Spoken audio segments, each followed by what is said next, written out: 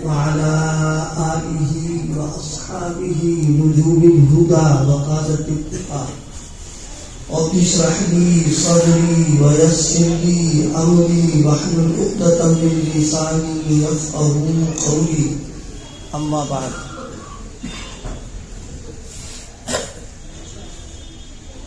قال النبي صلى الله عليه وسلم أسلم تسلم فقال النبي صلى الله عليه وسلم خيركم من قرأ القرآن وأقرأ أو كما قال عليه الصلاة والسلام. بزرگان محترم، میرے عزیز دوستوں اور ساتھیوں، ہم سب لوگ بہت خوش نصیب ہیں اور خوش قسمت ہیں کہ اللہ پاک نے ایسی مجلس میں شرکت کی اور حاضری کی توفیق عطا فرمائی جو تکمیل حفظ قرآن پاک کی نسبت پر سجائی گئی ہے، منعقد ہوئی ہے.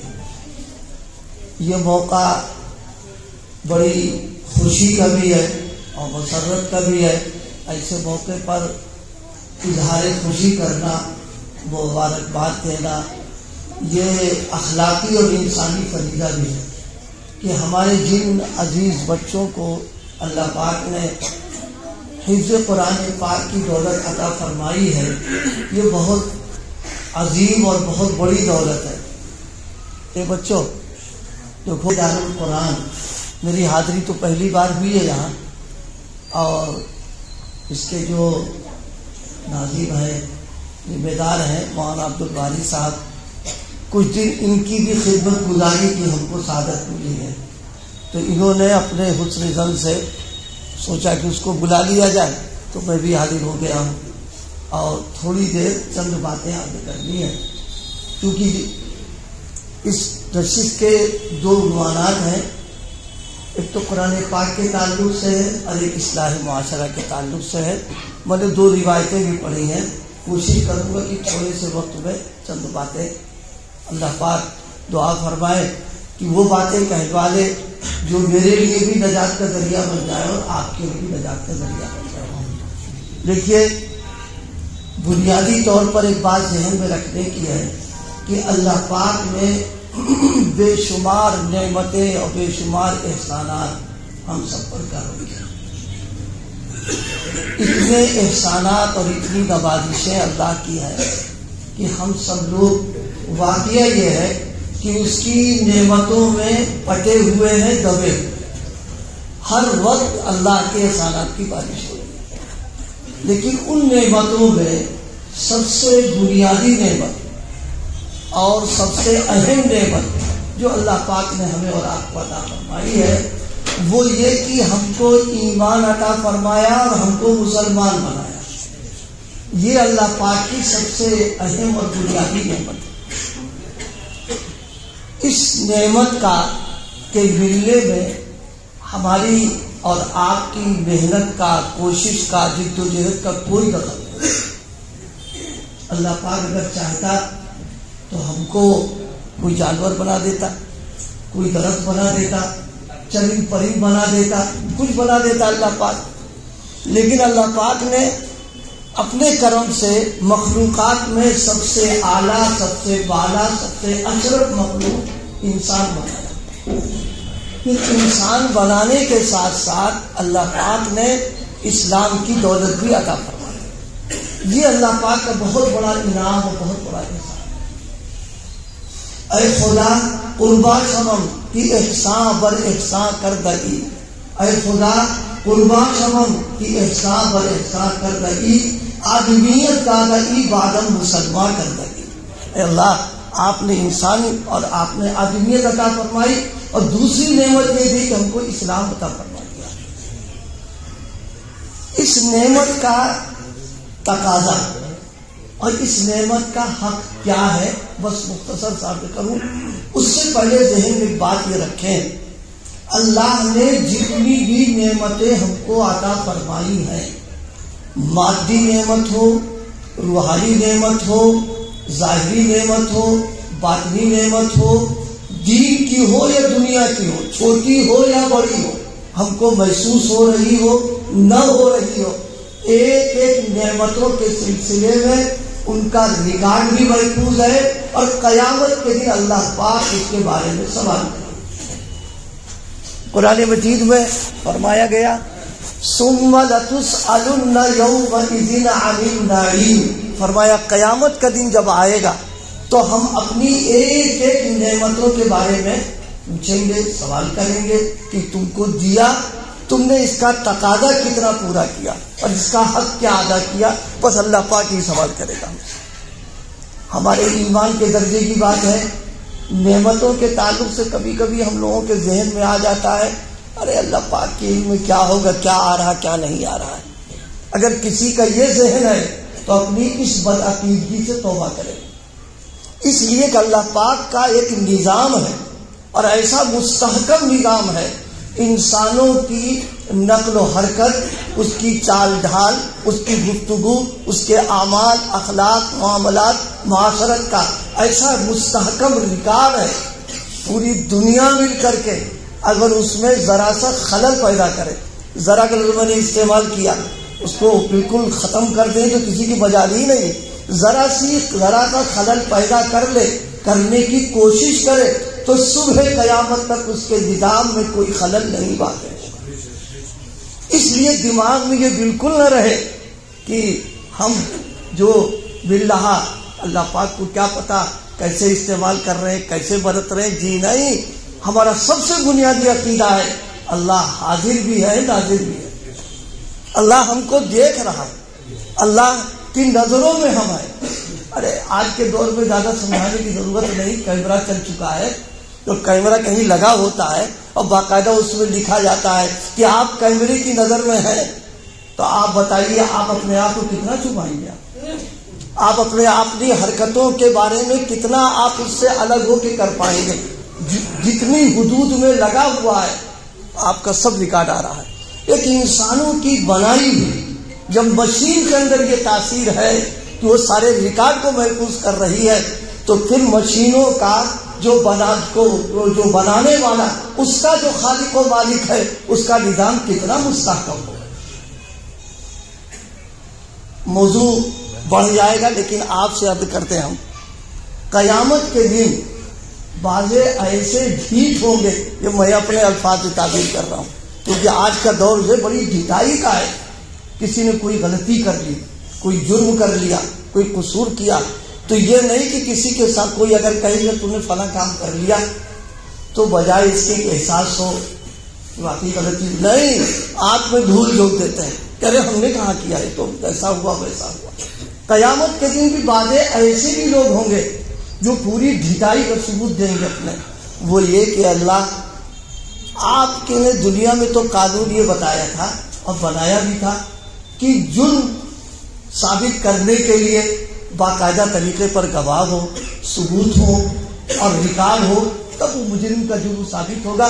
اور آپ کی عدالت میں بالکل اندھیر ہے کہ آپ نے کہہ دیا کہ تم نے جرم کر دیا، بات نکل جائے گی، فرمائیں گے نہیں۔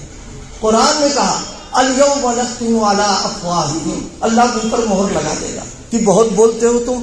اس کے بعد اعضاء سے فرمائیں گے بتاؤ اس نے کیا کہہ دیا۔ اسی لیے ایک بار سارے لوگوں کے کام کیے، اللہ مجھ کو بھی توفیق عطا فرما دے، آپ کو بھی توفیق عطا فرما دے۔ یہ اللہ کا ایک نظام ہے۔ آپ سے ہم پوچھنا چاہتے ہیں کوئی کام اچھا ہو یا برا، آپ بتائیے اس کام کو انجام انہی اعضاء سے تو دیں گے۔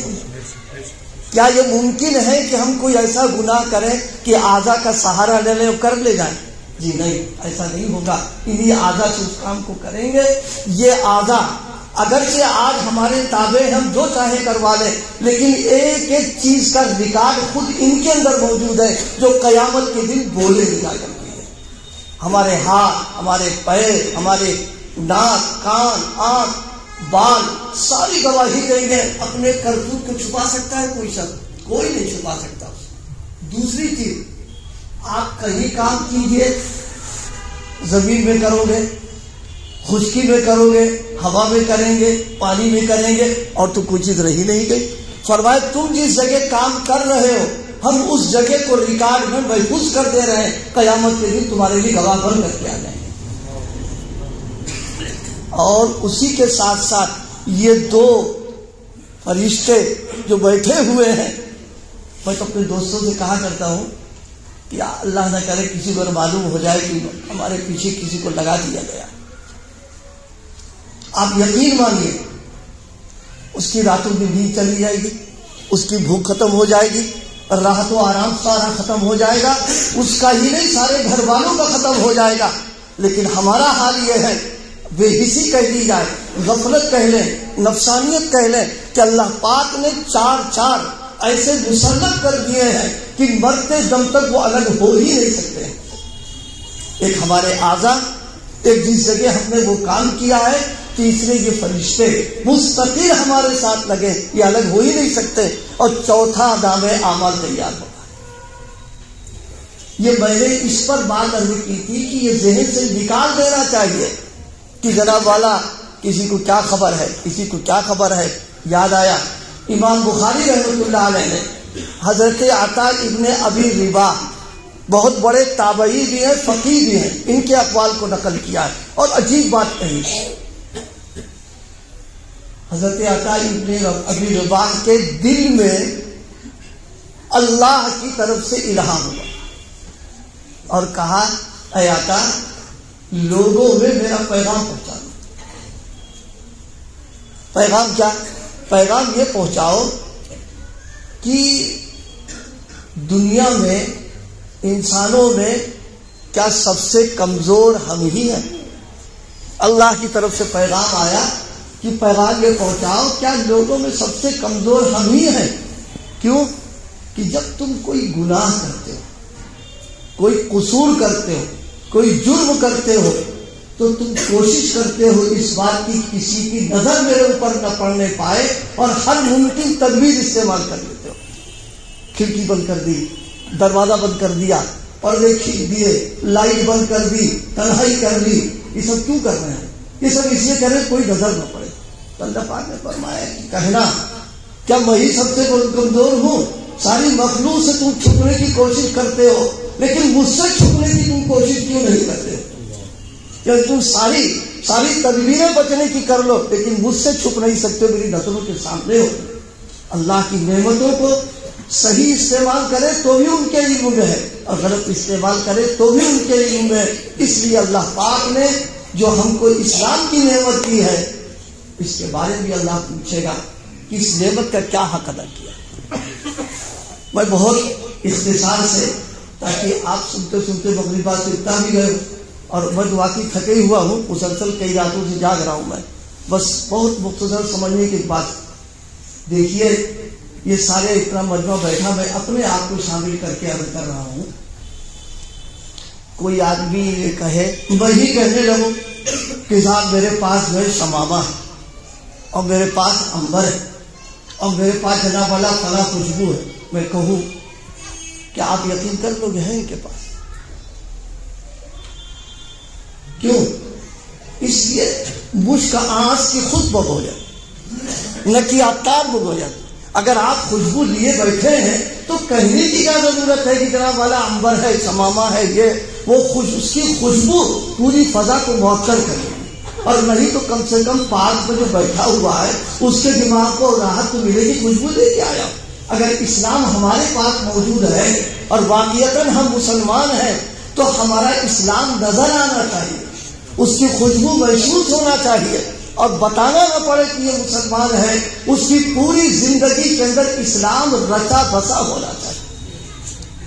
اس کے سر کے بالوں کو دیکھیں، اس کے چہرے کو دیکھیں، اس کے جو ہے اس کے جناب والا اٹھنا بیٹھنا، چال ڈھال لباس، کسی چیز کو دیکھ لیں، معلوم ہو جائے گا کہ غلام محمد رسول اللہ کا، یہ اسلام کا حق ہے ہمارے اوپر۔ اگر ایک خوشبو رکھنے والا اعلان کر رہا ہے اور خوشبو آ رہی ہے، آپ کیا فیصلہ کرو گے؟ یہی تو کہو گے غلط بیانی سے کام دے رہا۔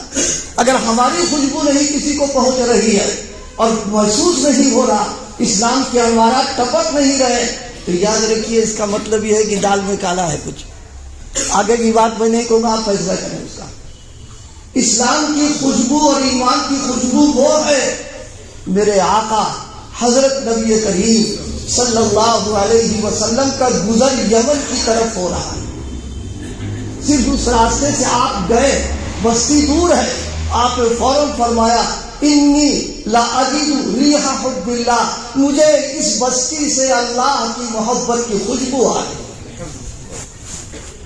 میں آج ہی پڑھ رہا تھا، جہاں اہل دل رہتے ہیں، جہاں اللہ والے رہتے ہیں، جہاں ذاکر رہتا ہے، سنتوں پر عمل کرنے والا رہتا ہے، حکیم الامت حضرت مولانا شاہ اشرف علی صاحب تھانوی نور اللہ برکتہ نے اپنے استاد کی ایک بات نقل کی، بڑی عجیب بات تھی۔ فرمایا دارالعلوم دیوبند کے سب سے پہلے صدر المدرسین حضرت مولانا محمد یعقوب صاحب نانوتوی علیہ الرحمہ بڑے عجیب آدمی تھے، بڑے عجیب آدمی تھے۔ اللہ پاک نے علم کے اعتبار سے ان کو پہاڑ بنایا اور عمل کے اعتبار سے بہت ظاہر ہے حضرت تھانوی ان کے شاگرد ہیں، جب شاگرد کیا مرتبہ ہے تو ان کا خود مرتبہ کیا ہو۔ فرمایا ابھی مولانا ذکر کر رہے تھے حلال کا، میرا جی چاہتا تھا توجہ تھوڑی سی دلا کے پھر اپنی باتیں بھی کریں۔ ایک بات خوب ذہن میں بٹھا لیجیے اور استعداد رکھیے، کسی کو اگر نیک اور صالح بننا ہے اور اللہ کا قرب حاصل کرنا ہے، ان علماء کی موجودگی میں بیان کر رہا ہوں، جب تک حلال روزی کا اہتمام نہیں کریں گے صبح قیامت تک اللہ کا قرب اور ولایت بلائی نہیں سکتی۔ ہم لوگ حلال کھانا، حلال اور طیب غذاؤں کو ہم اس کو کوئی اہمیت نہیں محسوس کرتے ہیں، یہ اصلاح کی بنیاد ہے۔ میں اب عرض کر رہا ہوں، اس لیے ہمارے مشائخ بالخصوص حضرت حکیم الامت طور اللہ مرقدہ کے یہاں اگر کوئی شخص جاتا بیعت کے لیے، اصلاح کے لیے، حضرت سے جڑنے کے لیے، سلسلے میں آنے کے لیے، تو حضرت ایک سوال اس سے یہ کیا کرتے کہ خاص طور پر جو متمول رئیس اور مالدار ہوتے ہیں، فرماتے تھے میاں تمہارے گھر میں وراثت تقسیم ہونے کا نظام ہے کہ نہیں؟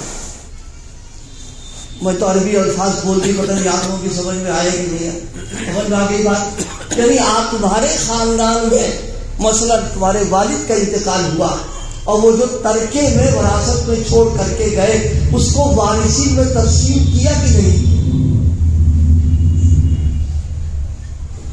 جیسے آج کا دور ہے نا ویسے وہ بھی تھا، ایک مزاج بنا ہوا تھا، بہن اگر مانگ لے، معاف کیجیے گا، دیکھیے ہم بھی ہیں آپ بھی سب مبتلا، ہمارا بیماری ہے یہ، اگر بہن نے وراثت میں بھیا سے کہا ہمارا بھی تو حصہ ہے، اولاً تو بہن کی اتنی ہمت ہی نہیں کہ پوچھ لے، کیوں؟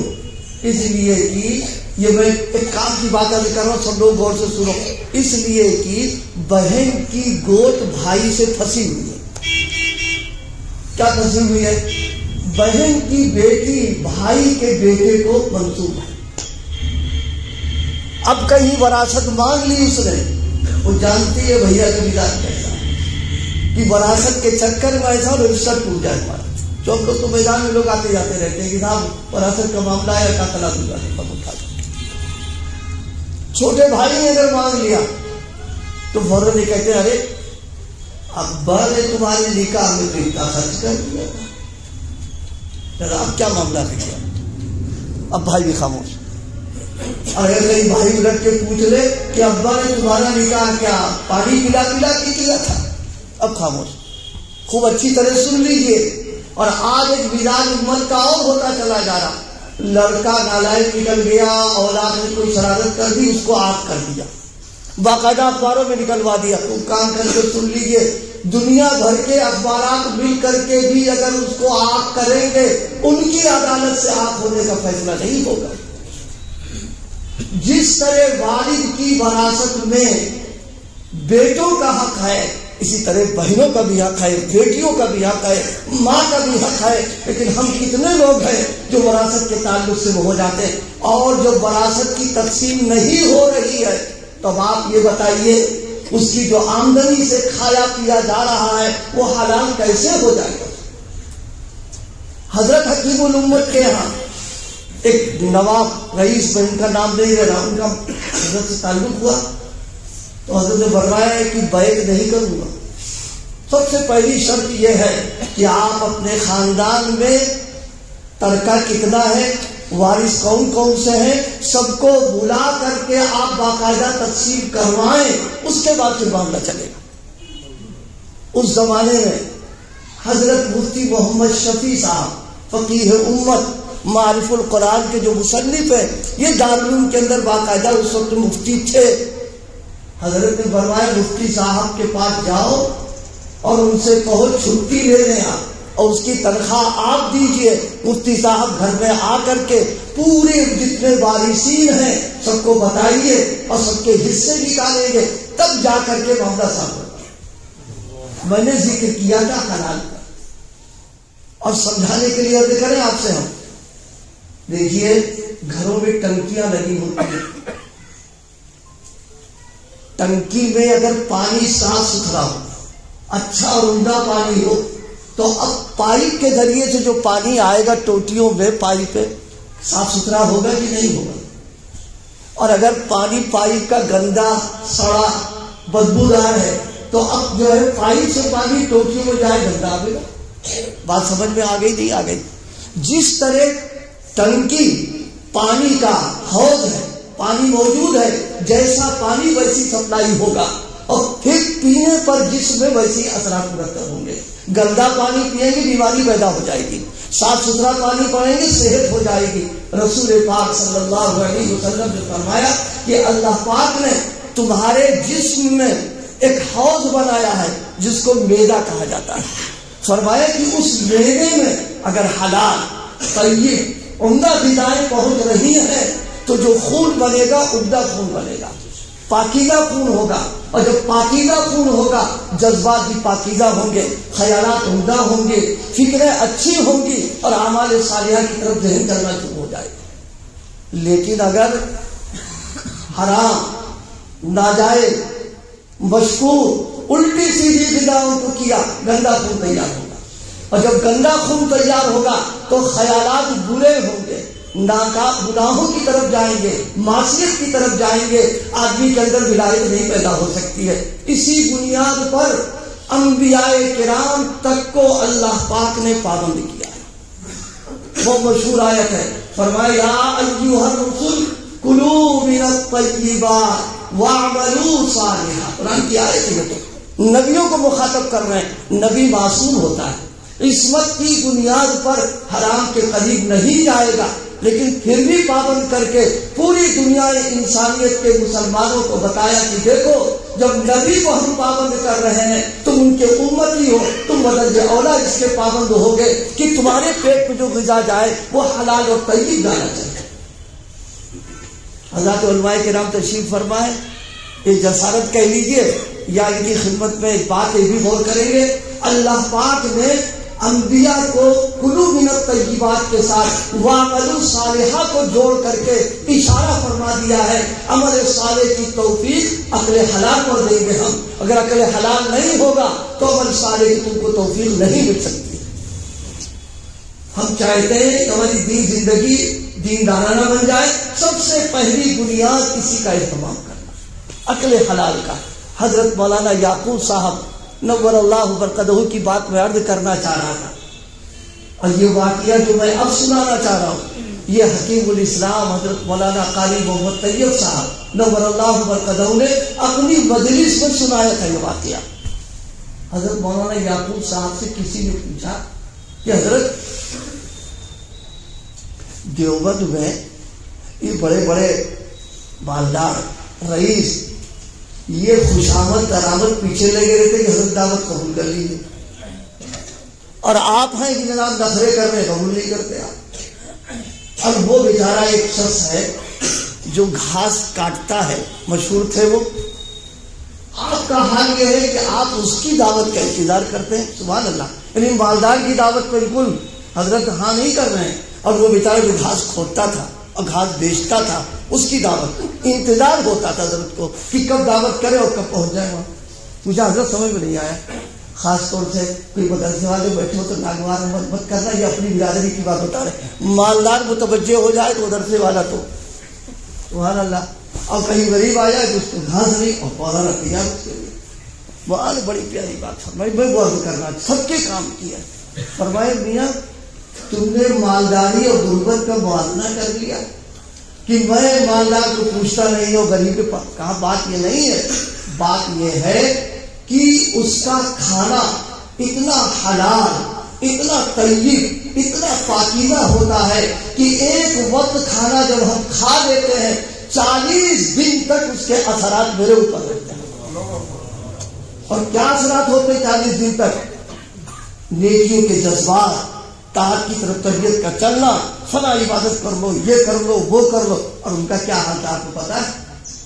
ان کا حال یہ تھا، حضرت معتمین صاحب رحمۃ اللہ علیہ نے، حضرت معتمین صاحب سے مراد حضرت قاری محمد طیب صاحب رحمۃ اللہ علیہ، حضرت معتمین صاحب نے فرمایا کہ ان کا معاملہ یہ تھا کہ وہ ادھر ادھر سے گھاس کاٹ کے نہیں لاتے تھے، وہ کہ صاحب کسی کھیت میں پہنچ گئے اسے کاٹ لیا، یہاں کر لیا، وہ کر لیا، یہ نہیں. اب ایک بات مسئلے کے اعتبار سے کر رہے ہیں، اور مفتی تو نہیں ہو، کسی مفتی سے معلوم کر لینا بات صحیح ہے کہ نہیں ہماری ہے. آج ہم لوگوں کا حال کیا ہے معلوم؟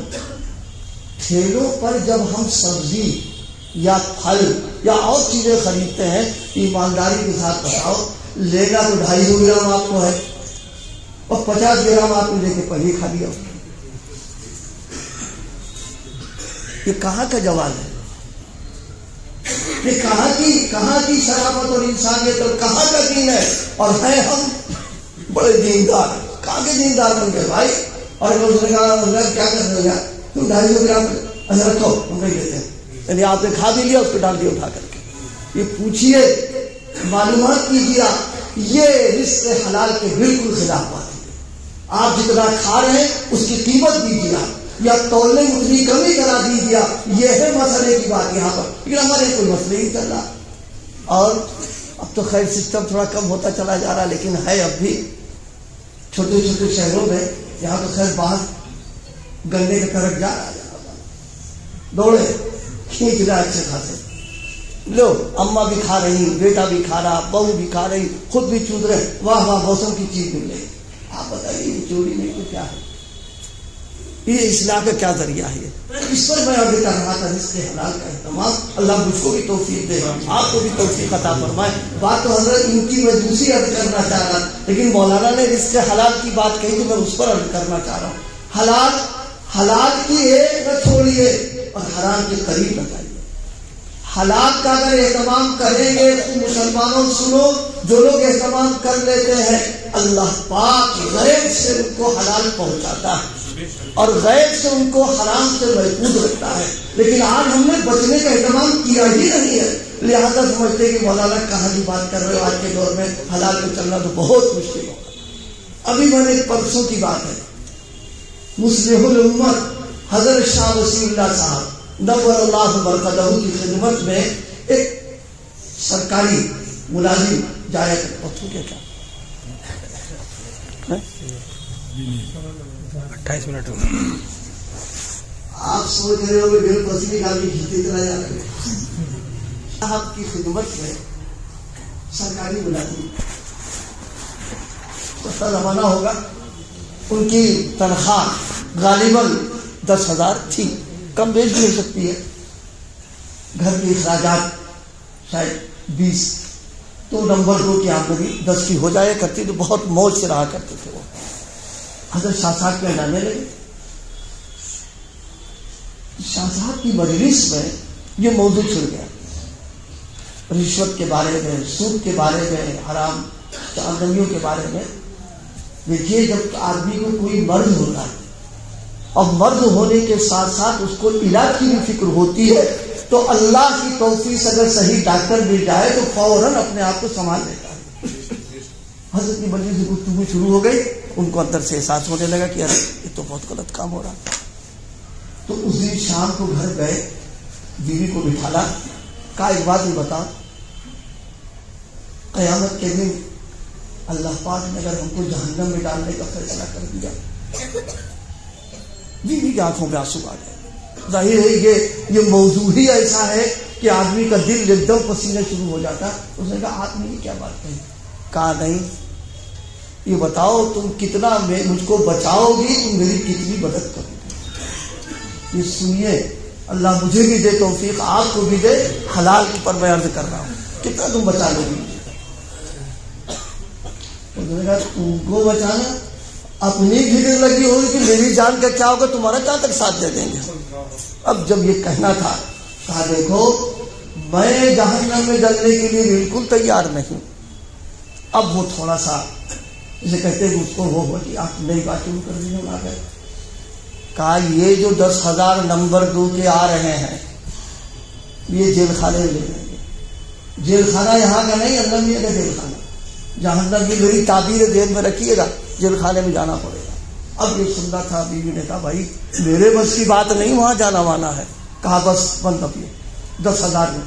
تو اس نے برجستہ یہ کہا کہ یہ مکھن اور یہ توش اور یہ بالائی اور یہ پراٹھے اور یہ کباب، اس نے کہا کچھ ہو جائے روکھا سوکھا کھائیں گے، اس جیل خانے میں جانے سے ہم نہیں تیار ہیں اس کے لیے۔ سمجھ گئے؟ اللہ مجھے بھی توفیق دے دے، آپ اگر مجھ پر آپ اعتماد کر لینا۔ اور جتنے صالحین آج موجود ہیں یا گزر چکے ہیں یا آئندہ آئیں گے، ان کی زندگی کی بنیادی طور پر مطالعہ کیا جائے تو رزق حلال کا اہتمام ان کے ہاں ملے گا۔ یہ تھوڑی نا ہماری طریقے سے کہ جناب والا آگے دعوت نامہ اور معلوم ہے کہ بالکل سراسر حرام ہے، رشوت کا ہے، سود کا ہے، اس کا ہے، اس کا ہے، لیکن بھائی نہیں جائیں گے تو دل ٹوٹ جائے گا، چلو تھوڑی دیر چلے جائیں۔ سن لیجئے شریعت کا اصول، میرے شیخ اللہ ان کی قبر کو نور سے فرمایا دیکھو دل شکنی ہو جائے تو ہو جانے دو، دین شکنی مت کرنا کبھی بھی۔ اور جب دین کی حفاظت کرو گے، آج جو ناراض ہو گیا اللہ اس کے دل میں تمہاری اہمیت ڈالے گا، کل کو آ کر کے پھر تم سے وہ معذرت کرے گا کہ مجھ سے غلطی ہو گئی۔ اور میں آپ کے سامنے ایک بات عرض کروں، تجربہ کر کے دیکھو، اگر مسلمان یہ طے کر لے کہ ہم ایسی دعوتوں پر، ایسے دسترخوانوں پر، ایسی تقریبات پر نہیں جائیں گے جہاں حرام نہیں، مشکوک بھی ہوگا، اپنے آپ کو بچائیں گے، انشاءاللہ معاشرے کی آدھی اصلاح اپنے آپ ہو جائے گی۔ لیکن ہم ہے کہ ہماری سمجھ میں کہاں آ رہا ہے، ہماری سمجھ میں تو نہیں آتی بات ہے۔ تو میں نے کیا عرض کیا تھا؟ عرض یہ کر رہا تھا اللہ والے جہاں رہتے ہیں، میں اس پر عرض کر رہا تھا۔ حضرت مولانا محمد یعقوب صاحب نانوتوی علیہ الرحمہ، ایک واقعہ اور یاد آ گیا، میرے خیال بات پوری ہے، اس کو سنا کر کے ہو جائے۔ ایک واقعہ بہت عجیب یاد آیا۔ حضرت مولانا احمد علی صاحب مفسر لاہوری، یہ اتنے بڑے صاحب علم، قرآن پر نظر، قرآن کا ذوق، تفسیر کی مہارت کی، اس دور میں بڑے بڑے اداروں سے فارغ ہو کر کے جو علماء ہو جاتے تھے وہ جا کر کے تفسیر کا درس ان سے لیتے تھے۔ مفکر اسلام حضرت مولانا سید ابو الحسن علی ندوی، انہوں نے بھی حضرت سے باقاعدہ تلمس تھا اور پھر سلسلے میں بھی اجازت بھی تھی، انہوں نے بھی پڑھا ہے ان سے۔ ان کا کیا حال تھا، بس ایک واقعہ ان کا سنایا آپ کو۔ اللہ پاک کچھ حصہ ہم سب کو عطا فرما دے، آپ کہیں ایسا نہ ہو بھول میں پڑ جائیں میرے بارے میں کہ سنا رہا تو لگتا پڑھ پہ معیاری ہوگا، یہ معیاری واری کچھ نہیں، بس اسی نیت سے بیٹھے کہ اللہ پاک اس کی برکت سے مجھے بھی عمل کی توفیق عطا فرما دے۔ ایک جدید تعلیم یافتہ اس وقت تھے، بعد میں عالم ہو گئے، بہت بڑے عالم ہوئے، اللہ پاک نے بڑا کام ان سے دیا۔ وہ حضرت سے ملنے گئے، حضرت کا تقویٰ بہت مشہور تھا اس زمانے میں، اور کھانے پینے میں محتاج بہت تھے حضرت، یہ عام لوگوں کی زبان پہ تھا۔ تو انہوں نے سوچا کہ آپ چل رہے ہیں حضرت کا امتحان لے گئے، کتنے بڑے متقی ہیں۔ لیکن دیکھو دوستو، ایک بات نصیحت تو نہ کہوں گا، جھوٹیاں سیدھی کی ہیں اس لیے عرض کر رہا ہوں، کسی اللہ والے کا پوری اپنی زندگی میں یاد رکھنا، کبھی امتحان مت لینا۔ اگر ان کے امتحان کا دل میں آ گیا تو سمجھ لو دین خطرے میں ڈال رہے ہو اپنے. بات کی سمجھ میں آ گئی نا؟ اب یہ تو موضوع الگ ہو جائے گا، لیکن اتنی بات عرض کرتے ہیں کیونکہ اپنی اس محدود عمر میں بہتوں سے ملاقاتیں ہوتی ہو رہی ہیں، لیکن جنہوں نے اللہ والوں کو ناپنے کی اور امتحان لینے کی سوچی، آنکھوں سے دیکھا ہے، اللہ نے ایسا ذلیل کر کے رکھا ہے کہ عبرت ہوتی کہ اللہ حفاظت فرما لی. ایک شخص نے حضرت کے امتحان کے لیے گئے، وہ پڑھتے تھے 10ویں تعلیم، کہ آج مولانا کا امتحان لے گئے، کتنے بڑے متقی ہیں اور کتنا عقل حلال کا اہتمام کرتے ہیں. گئے، اسی کے ساتھ 2 اور لوگ بھی گئے. یہ میں فردی نہیں کر رہا، ان کے حالات میں لکھا ہوا ہے. 2 لوگ اور گئے، وہ بیعت کے لیے گئے تھے کہ ہم سلسلے مدد کے داخل ہو جائیں گے. یہ امتحان کے لیے کہتے ہیں کہ جب ہم باہر نکلے، تھوڑی دور چلے تو ایک شخص کھڑا ہوا اپنے ہاتھوں میں نوٹ لے کر کے کہ بھائی دیکھو یہ حرام کا ہے، حرام کمائی کا ہے، جس کا بھی ہے. انہوں نے سوچا یہ تو بڑا اچھا موقع ملے گا، ہم جس کام کے لیے جا رہے تھے اس کام کے لیے بڑے کام کی بات آ گئی ہے. ان کا ہم کو دے دو، تم کیا کرو گے؟ چہرے بولے سے شرافت ٹمک رہی تھی اور معلوم ہو رہا تھا بااخلاق آدمی. تم کیا کرو بھائی؟ تم سے کیا مطلب ہے؟ یہ حرام ہے اور تم اس کو حرام کہہ کے مجھے دے دو، اب میں ذمہ دار ہوں اس کا. اور انہوں نے یہ سوچا کہ جیب میں کچھ پیسے ہمارے اپنے پڑے ہوئے ہیں اور یہ لے لیں گے اور دونوں سے حضرت کے لیے ہدیہ خرید کے لے لیں گے. حضرت کو کیا پتا کہ اس میں کون حلال ہے کون حرام ہے کیا ہے. چنانچہ سیب خریدا، کچھ اپنے پیسوں کا کچھ ان پیسوں کا خریدا. حضرت کی خدمت میں گئے تو وہ دونوں حضرات جو ساتھ میں تھے، ملاقات ہو گئی. ابھی درخواست نہیں کی تھی، کہا تم دونوں کو تو بیعت کر لیں گے کیونکہ تم آئے ہو بیعت ہونے کے لیے، اور کہا تم کو نہیں داخل کریں گے، تم آئے ہو امتحان لینے کے لیے.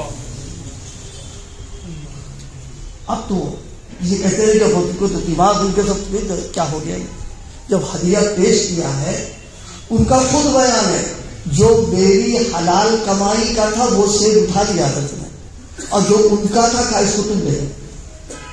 یہ اللہ پاک حفاظت کا انتظام کرتا ہے اور اس کو بہت آسانی سے سمجھنے میں کوئی دقت نہیں. دیکھو زبان ہے نا، اس زبان میں اللہ پاک نے یہ تاثیر رکھی ہے، میٹھی چیز کھاؤ گے تو میٹھا محسوس ہوگا، کڑوی چیز کھاؤ گے کڑوا محسوس ہوگا. ایسا نہیں ہوگا میٹھا کھا لیں کڑوا محسوس ہونے لگے، اگر ہو رہا تو بیماری کی علامت. اسی طرح اللہ پاک بزرگوں کو فراست عطا فرماتا ہے. اس فراست کی بنیاد پر وہ چہرہ دیکھ کے پڑھ لیتے ہیں کہ کیا کرنے کے لیے آیا ہوا یہاں پر. تو بات لمبی چلی گئی. عرض کر رہا تھا حضرت مولانا یعقوب صاحب رحمۃ اللہ علیہ کی حضرت تھانوی نے نقل کیا واقعہ کہ حضرت بیٹھے ہوئے تھے اسٹیشن پر اور تھوڑی دیر بعد سنبھل کے بیٹھ گئے. ایک دم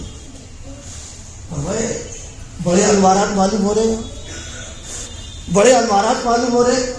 تحقیق کرو یہاں کیا بات. یہ جیسے ہماری قوت شامہ اچھی ہو تو خوشبو کا احساس ہو جاتا ہے، اسی طریقے سے اللہ پاک اپنی نسبت جب عطا فرما دیتے ہیں اور نسبت کے اندر جدا پیدا ہو جاتا ہے، فوراً احساس ہوتا ہے. ظلمت کا بھی انوارات فوراً کے سمجھ کے بیٹھ گئے. تحقیق کی گئی تو معلوم یہ ہوا کہ ایک اللہ والا ابھی اٹھ کر کے یہاں سے گیا ہوا اور اس نے یہاں ذکر کیا تھا. اس ذکر کی بنیاد کے اوپر اس کے اثرات وہاں مرتب ہوئے. بات کس پر چلی تھی؟ حلال کھانے پر.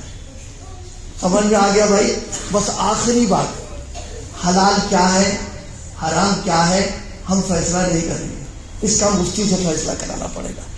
اہل علم سے پوچھیے کہ حلال کیا ہے حرام کیا ہے، ہمارے لیے صحیح کیا ہے ہمارے لیے کیا غلط کیا ہے، اس کے اعتبار سے عمل کریں. اور اگر ہماری آمدنی ہماری کمائی بالفرض اللہ نہ کرے اللہ نہ کرے اللہ نہ کرے حرام کی ہو تو اس بیان کو سن کر کے ایسا نہ ہو صبح آپ سب چھوڑ چھاڑ کر یہ علماء کے ساتھ کو گواہ بنا کے میں کہہ رہا ہوں.